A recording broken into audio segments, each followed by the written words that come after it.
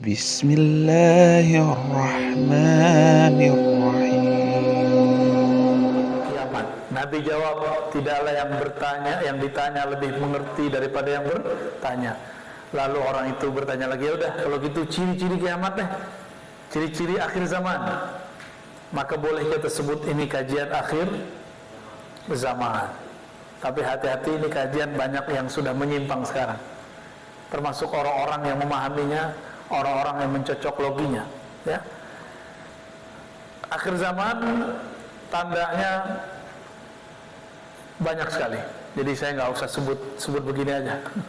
Banyak, sangat banyak.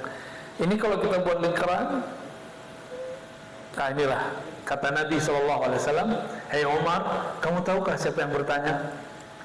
Umar mengatakan, hanya Allah dan Rasul yang tahu.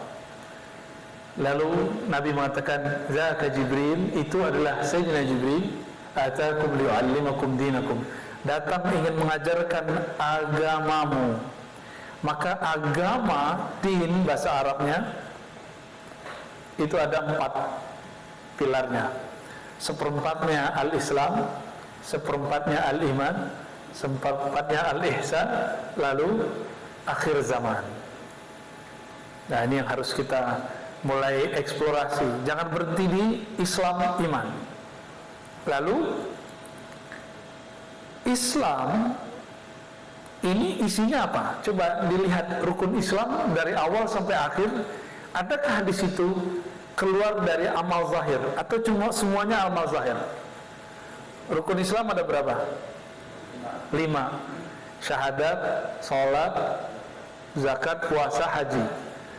Syahadat pakai lisan, apalagi sholat pakai badan, zakat pakai harta, puasa pakai badan lagi, haji pakai duit dan badan. Semuanya, semua itu disebut dengan zahir.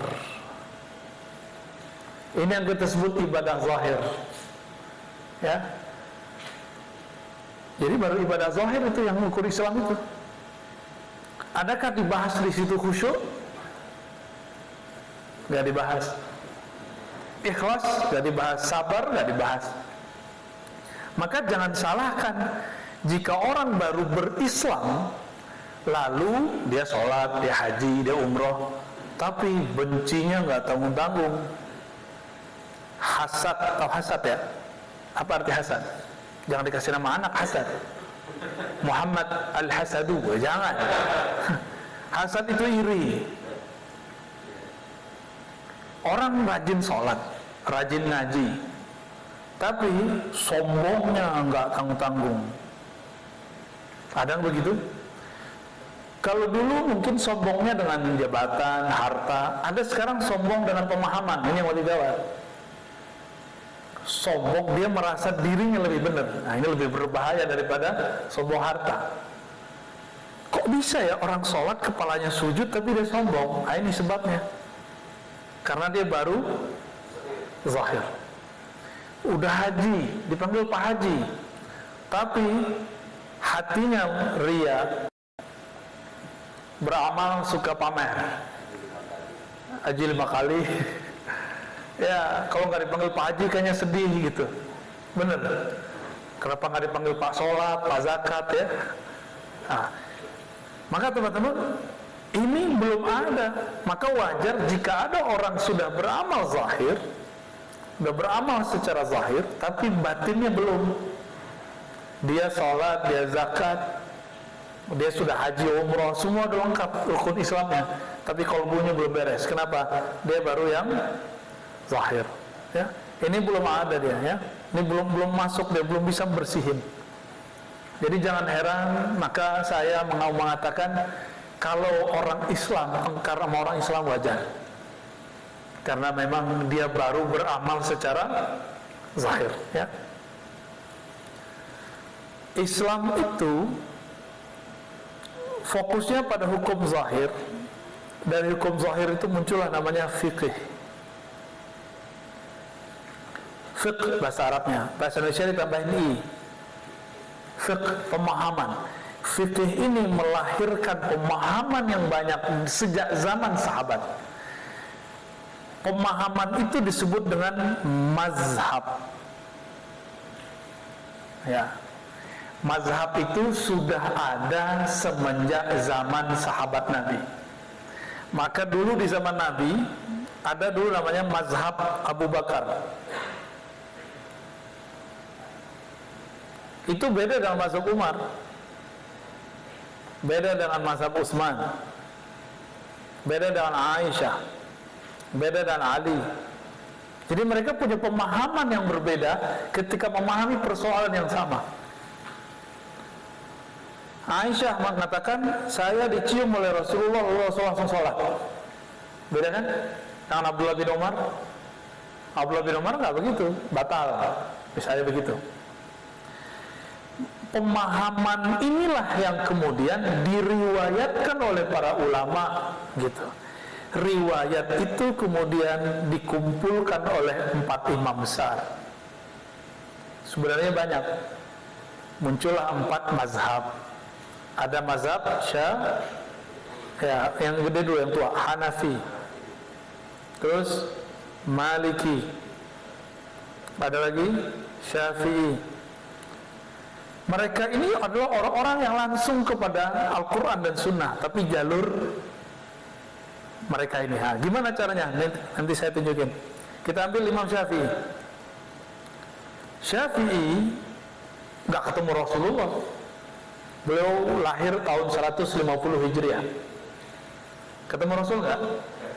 Rasul tahun 11. Dia tahun 150. Nggak ketemu ya? Rasul wafat 11, dia 150. Ketemu nggak? Nggak ketemu. Maka Imam Syafi'i tidak mungkin langsung kepada Rasulullah. Jadi kalau ada orang ngomong langsung saja kepada Rasul, itu terputus sanadnya, terputus silsilah keilmuannya. Nggak mungkin. Mesti ada penghubung antara Imam Syafi'i dan Nabi. Gimana caranya? Imam Syafi'i berguru ke Imam Malik. Imam Malik berguru kepada Nafi'. Imam Nafi' berguru kepada Ibnu Umar. Ibnu Umar murid Rasulullah Sallallahu Alaihi Wasallam. Ini disebut dengan sanad. Jadi mazhab Syafi'i itu mazhabnya Ibnu Umar, bukan buatan dia. Nafi' juga belajar kepada Abu Hurairah, juga belajar kepada Aisyah. Oh, kalau Nafi nggak belajar ke Aisyah ya, ke Abu Hurairah dia belajar.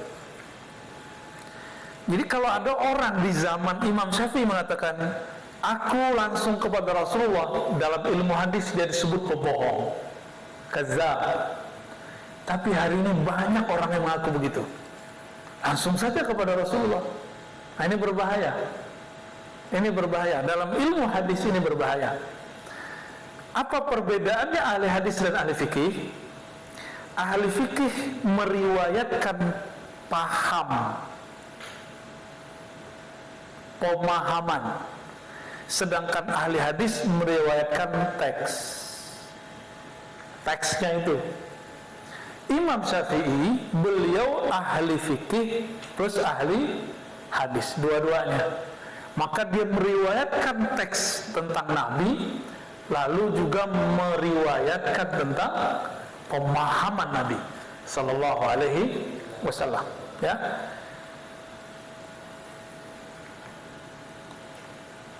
Siapa kata orang yang disebut ahli hadis? Pak Hambal sering dengar Bukhari, Imam Bukhari.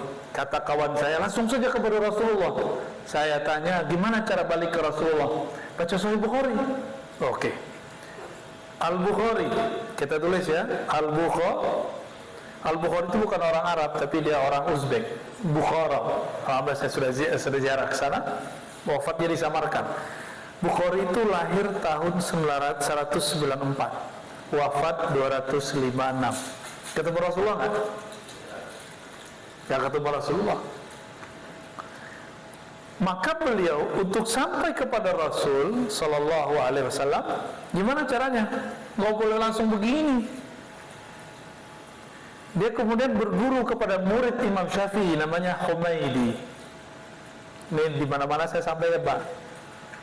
Humaidi berguru kepada Imam Sufyan. Terus nyambung ke Rasul. Kira-kira begitu kalau diringkas, kalau dibacain dapat pusing. Ini namanya sanad. Jadi selevel Bukhari tidak bisa langsung kepada Allah dan Rasulnya. Lalu kenapa ada orang zaman ini mengaku bisa langsung kepada Allah dan Rasulnya? Ini harus direvisi. Ya, saya tidak mau menyinggung, tapi saya cuma ingin mengingatkan. Ini mustahil. Imam yang kita ikuti sendiri itu berguru dulu. Berapa jumlah guru Imam Bukhari? 1.700 guru yang menghubungkannya kepada Rasulullah Sallallahu Alaihi Wasallam. Jadi Imam Bukhari nggak belajar lewat buku. Imam Bukhari belajar ke orang dulu baru nulis buku itu. Jadi kembali kepada Allah dan Rasul, bukan kembali kepada buku. Itu dua hal yang berbeda. Ya, kembali ke Al-Quran beda dengan kembali kepada mushaf. Apalagi kembali kepada terjemahan. Ini Al-Quran itu wahyu. Yang tadi dipegang Ustadz itu namanya mushaf, yang menyalin isi Quran. Jadi bedakan Quran itu berbeda dengan mushaf. Saya pahamlah, kita semua baca Quran. Bisa beda paham nggak? Qurannya sama, fahamnya bisa beda. Kenapa bisa beda? Tergantung pendidikan. Ustaz Hasan paling yang nyantri bisa ya. Ya. Tapi itu aja pemahaman dia akan beda sama saya, karena di nyantrinya tempatnya udah beda. Beda guru sudah beda faham. Beda riwayat sudah beda faham. Berdasarkan ini, bedakan pemahaman terhadap Al-Quran dengan Quran itu sendiri. Al-Quran suci, tapi kalau pemahaman suci enggak? Nah, kesalahan orang-orang hari ini, dia menganggap paham dia terhadap Al-Quran itu suci, padahal dia tidak suci. Ini paham kita Al-Quran bukan suci, dan ini harus di-clearkan benar-benar. Jadi ada beberapa mazhab yang masyhur. Nah, maka jangan benturkan antara ahli hadis dengan mazhab fikih. Kan sekarang orang sering mengatakan kita langsung ke hadis aja, sunnah. Enggak perlu begitu. Ini sama dengan imam mazhab, bukan tidak sama. Nah, ini kebanyakan orang mencoba untuk jadi versus. Nah, ini hobi orang yang nggak mengerti sejarah. Jadi saya perlu mengingatkan teman-teman, semoga di lingkungan teman-teman Pelindo bisa mengerti ini dengan baik, agar beragamanya lebih lentur. Karena imam-imam ini sangat lentur sekali. Imam Hanbali ini aja satu persoalan bisa 3 pandangan. Imam Syafi'i, beliau sebelum ketemu Imam Malik beda faham, setelah ketemu Malik beda faham, setelah ke Baghdad beda lagi, setelah ke Yaman ada pertambahan, setelah ke Mesir pun beliau membuat namanya qaulun jadid, pandangan baru dalam beragama. Jadi beliau ini orangnya progresif dan mau mengadaptasi apapun yang baru. Loh, kok kita ingin menyelesaikan pemahaman-pemahaman yang sekarang ini, kejadian-kejadian yang ada sekarang ini nggak mungkin bisa diselesaikan oleh teks-teks lama. Kita harus merumuskan persoalan yang baru berdasarkan tentu dalil-dalil yang sahih, ya. Baru disebut beragama itu universal, beragama itu sholihun likulli zaman wa makan, bisa sesuai dengan setiap zaman dan tempat, ya. Nah, itu persoalan al-Islam. Kalau terlalu banyak ngaji al-Islam, nah ini bisa keracunan juga. Ngaji al-Islamnya kebanyakan nih. Kan ada 2 jalur tadi. Ada yang versi mazhab, ada yang nggak mau ngaji versi mazhab, jadi anti mazhab. Ini kalau kebanyakan ngaji mazhab, apa yang terjadi? Akan sering ngomong boleh, haram, halal. Gitu. Jadi buah bibirnya sah, batal. Nggak boleh tuh. Nah, jadi saklek. Kalau yang anti mazhab sama aja. Nanti ngomongnya sunnah. Apalagi, oh itu bid'ah. Dia nggak tahu disebut bid'ah. Sama dengan kelompok ini. Maka belajar ini nggak boleh kelebihan. Secukupnya aja. Ya. Yang boleh mengatakan ini halal, ini haram, ini sunnah, ini bid'ah, namanya mufti, ahli fatwa. Ini bapak ibu ini belajar agama baru kemarin sore hijrah, nggak boleh ngomong begitu. Ini sunnah, ini bid'ah, nggak punya hak. Ini boleh, ini sah, ini haram. Tanya dulu, bolehnya nukil. Menurut ulama ini halal, ini haram. Atau menurut imam ini sunnah, ini bid'ah, gitu baru boleh. Karena kita nggak punya otoritas untuk itu, kecuali emang kuliahnya kuliah keagamaan. Ya, ini penting sekali kita garis bawahi, karena banyak yang beragama, dia baru level pemula, tapi sudah mulai berfatwa. Mau dari kelompok yang bermazhab, ataupun kelompok yang anti mazhab. Ya, kita nggak mewajibkan orang bermazhab kok. Silakan kalau mau bermazhab, nggak ada paksaan. Yang penting jangan keracunan, gitu aja. Nah, ini yang harus dijaga stabilitasnya di masjid-masjid perusahaan, di komunitas-komunitas perusahaan. Pemahaman ini tolong kemudian silakan diulang-ulang video ini, kajian ini. Ini nanti ada recordnya nggak? Silakan diulang-ulang. Ada yang nggak beres, tanya kepada saya nanti. Saya tanya ke teman-teman kita. Insya Allah. Kalau ngaji al-Islamnya benar gimana? Dia akan muncul toleransi. Karena ada satu bab namanya khilafiyah. Bahasa Arabnya gini, khilafiyah. Khilaf. Bahwa satu persoalan bisa dibaca dengan 5 dalil sekaligus. Satu dalil bisa dipahami lebih dari 3 pendapat.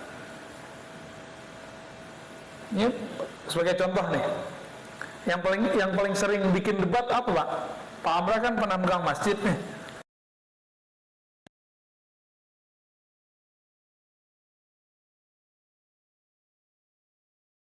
Kiblat, oke, kita ambil kiblat ya. Kiblat kemana?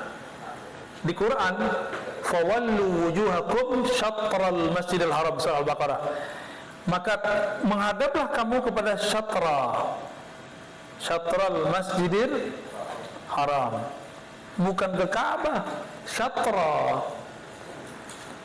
Syatra artinya apa? Mengarah ke bagian masjidil haram. Yang wajib menghadap Ka'bah kalau kita di depan Ka'bah. Tapi kalau sudah jauh, cukup mengarah syatra, ke arah. Ini di Al-Quran. Kalau di hadis gimana? Di hadis Nabi lebih longgar lagi. Nabi lagi safar ke bagian utara. Kalau kita kan ke barat ya. Nabi lagi naik ke utara. Apa kata beliau? Ma bainal masyriq wal maghrib qiblah. Antara timur dan barat, bukan. Ya, betul. Ma bainal masyriq wal maghrib qiblah. Itu kiblat. Hadis Imam Tirmizi, hadis riwayat Imam Tirmizi.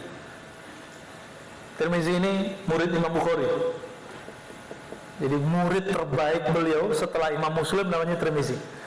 Antara timur dan barat kiblat. Jadi Nabi lagi di utara, timur, barat, ke bawah disebut dengan kiblat. Mau arahnya miring dikit, mau lurus, bebas.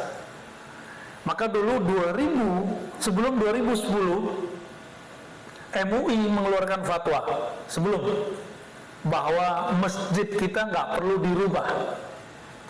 Tapi setelah 2010 guru saya yang mempertahankan kiblat nggak usah dirubah sedang bertugas mengantarkan santri-santri kita berdakwah di Papua, di timur, di Raja Ampat 10 hari.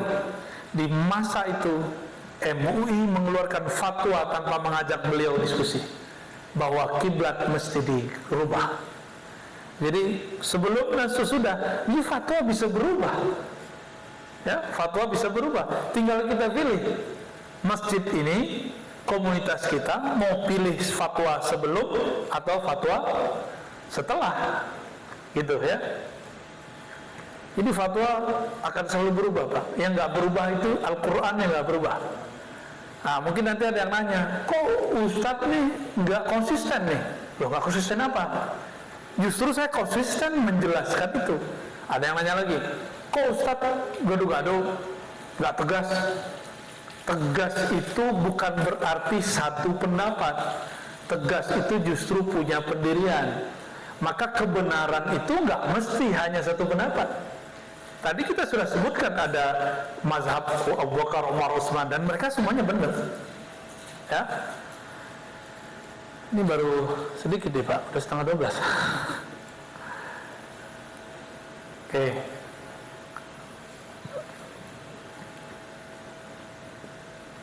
Sekarang masuk ke al-iman, ya, al-iman.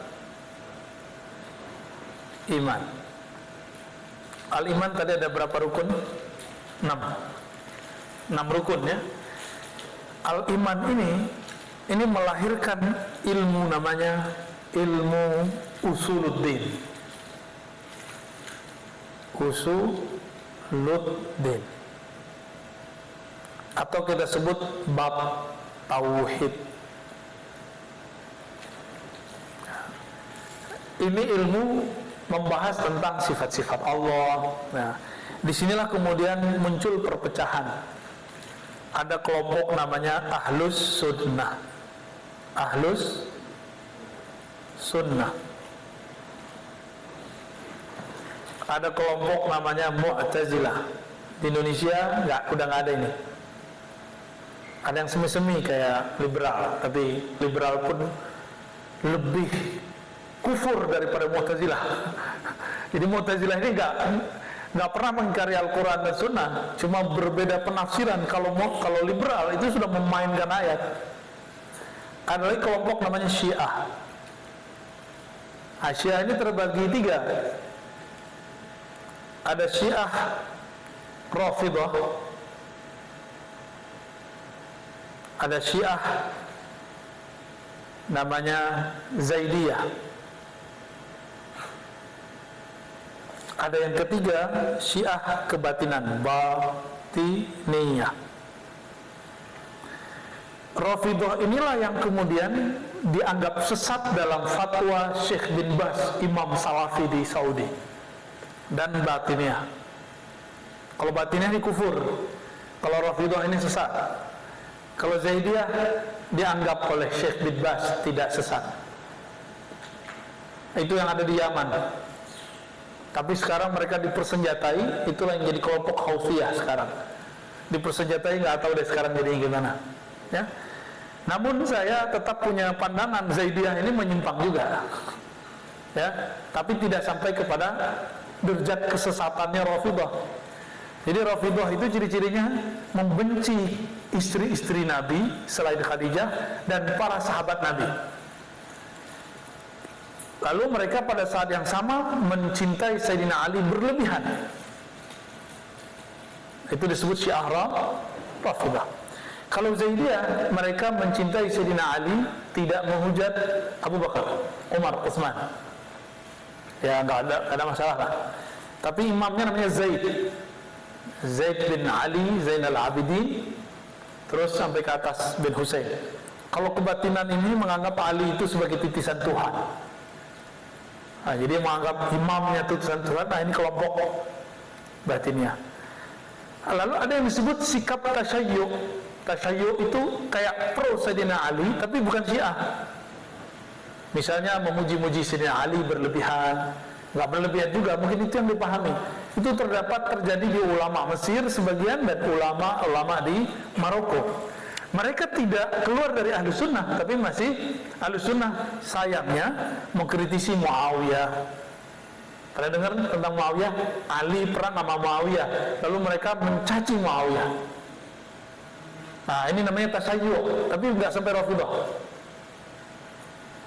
Itu dikritisi ya, karena statusnya Muawiyah itu diperdebatkan dalam ahli sejarah. Nah, ini pembahasan ini agak panas.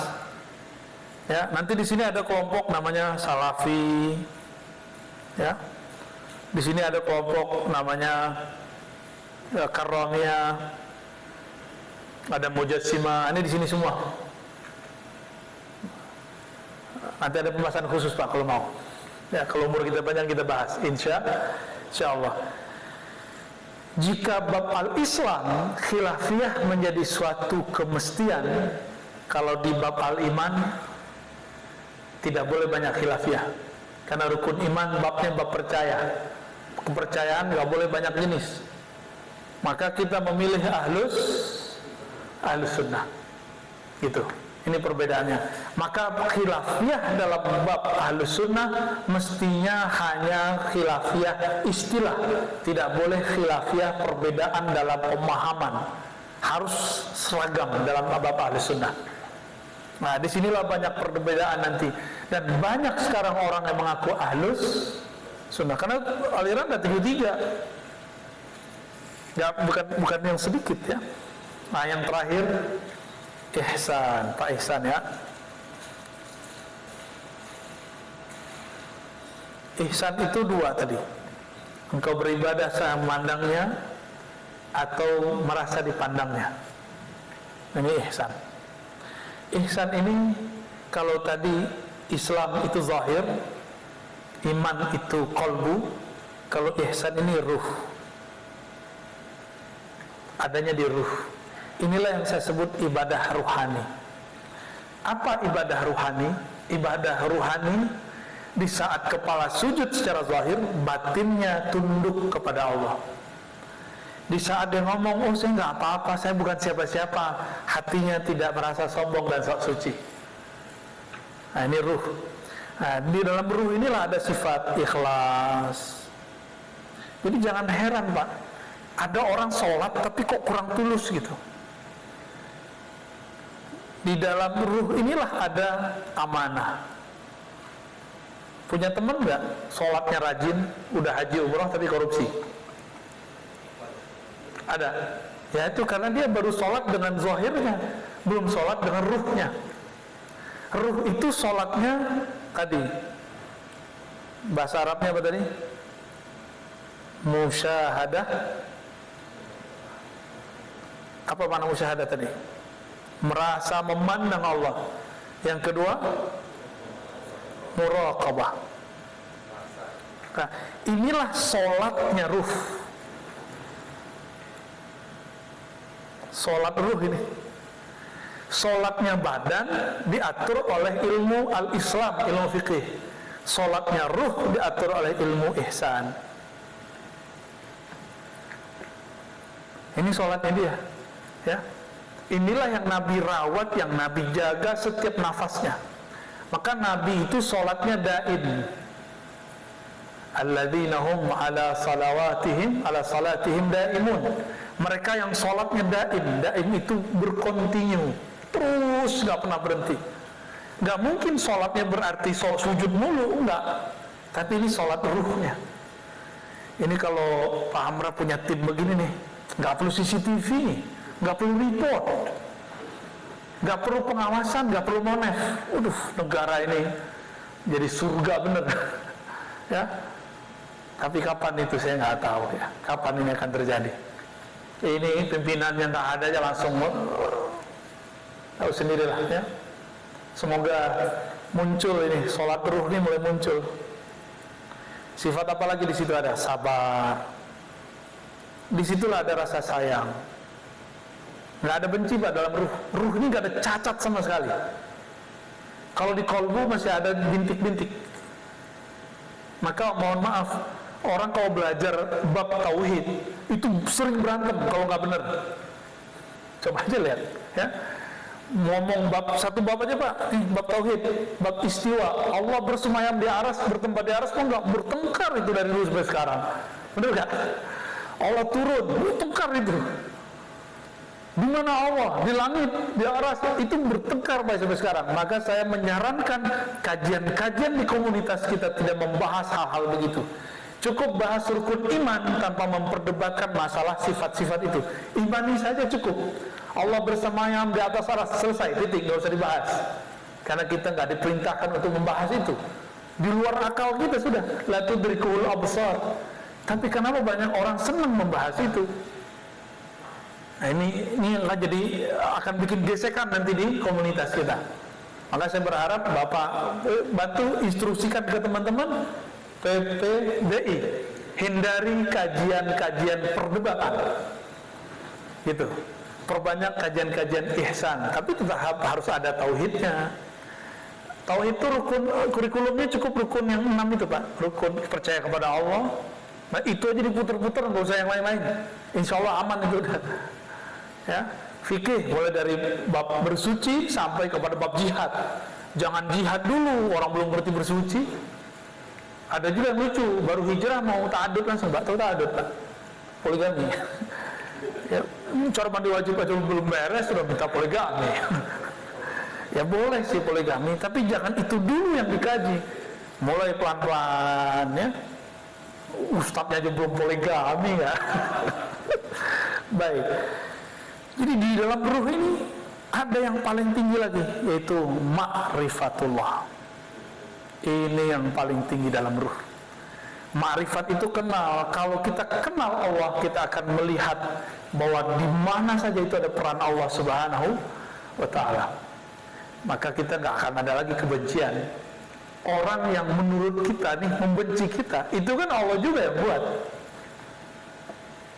Orang yang kita anggap bikin rusuh di negeri ini, itu sebenarnya Allah juga yang izin supaya ada orang yang hatinya baik mau menyelamatkan negeri ini. Itu yang disebut fastabiqul khairat, berlombalah memberikan sumbangsih kebaikan. Hidup ini harus ada ibtilanya.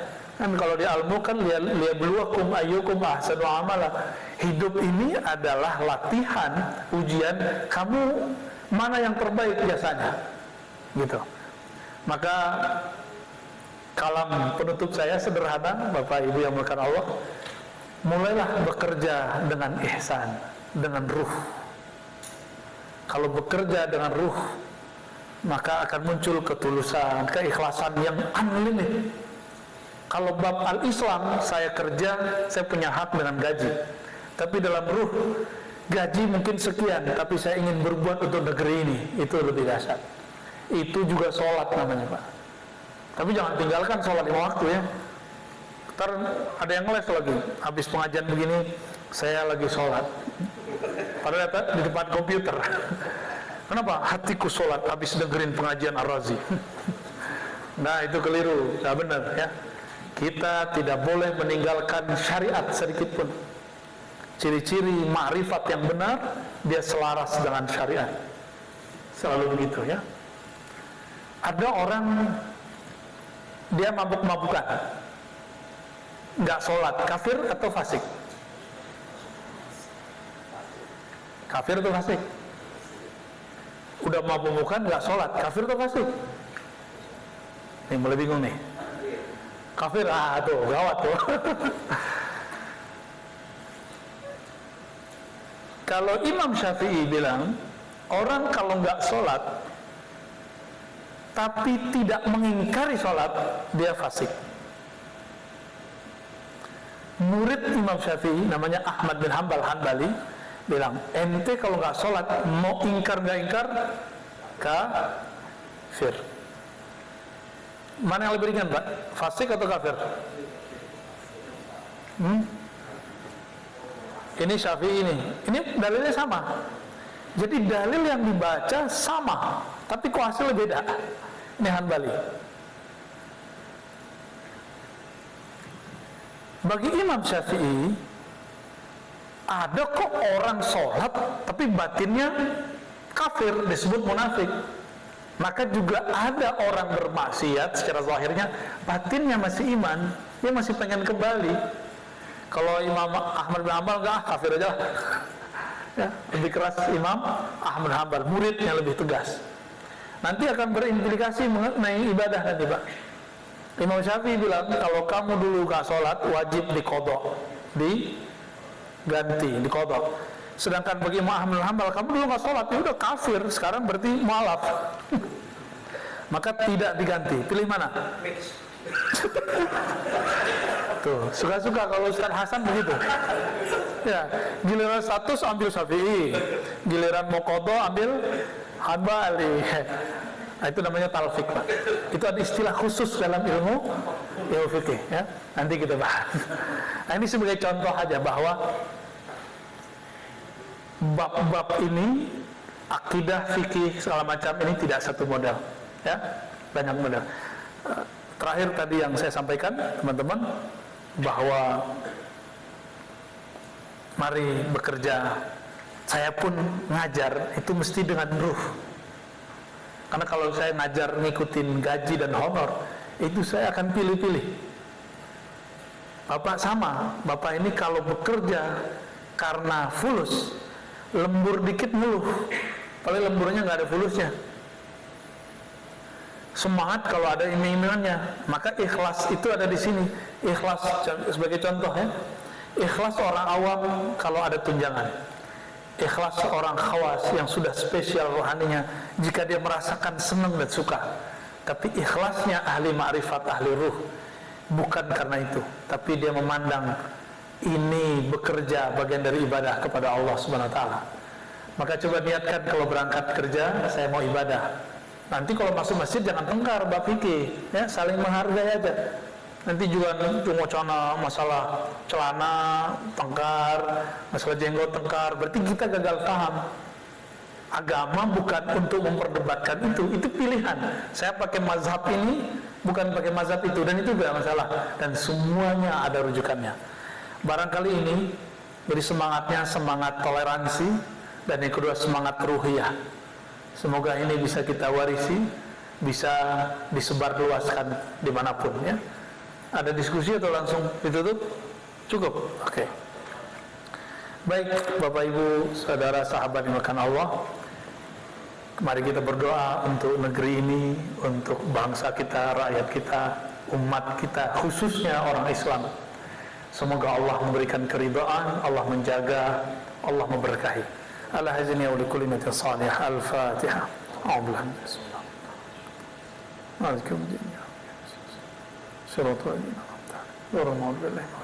Allahumma rahman rahim ya karim ya azim, ya Allah yang maha penyayang, irhamna wal muslimin, sayangi kami dan umat Islam.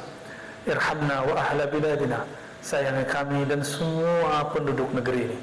Irhamna wa umara'ana wa ulama'ana, ya Allah sayangi kami dan pemimpin-pemimpin kami, baik pemimpin negara ataupun pemimpin agama. Allahumma alif baina qulubihim, ya Allah lembutkan hati mereka. Allahumma alhimhum ar-rusyda wal amanata was sidqa, ya Allah ilhamkan dalam kalbu mereka keamanan, kejujuran, keadilan, wal mahabbata, dan rasa cinta untuk mengabdi untuk negeri ini. Allahumma nawwir qulubana bi nuri ma'rifati, ya Allah kalbu kami gelap karena kebodohan, cahayailah, terangilah dengan cahaya keilmuan, ma'rifat, mengenal Engkau, mengenal Nabimu, mengenal ajaran-ajaran Nabimu. Allahumma waffiqna wa ahlana wa ahla biladina li ta'atik, ya Allah bimbinglah kami dan semua bangsa ini, bangsa yang ada di negeri ini, terutama umat Islamnya, untuk tetap baik, taat, salamatus sadr, baik zahir dan batinnya. Rabbana atina fid dunya hasanah wa fil akhirati hasanah wa qina adzabannar. Sallallahu ala nabiyina Muhammad walhamdulillahi rabbil alamin. Assalamualaikum warahmatullahi wabarakatuh. Alhamdulillahi rabbil alamin.